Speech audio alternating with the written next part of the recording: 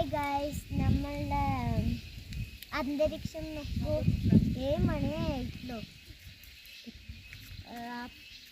മഞ്ഞ് ഫുള്ള് മഞ്ഞാണ്. നമുക്ക് താഴെ പോയി നോക്കാം.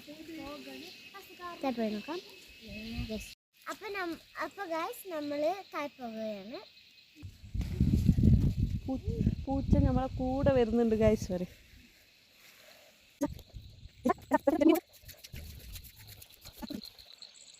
നോക്കിയപ്പോൾ ഇതാണ് നമ്മളുടെ ആ ഒരു വില്ലേജ് എന്ന് പറയുന്നത്. ഫോറസ്റ്റ് ആണ് ഗൈസ്.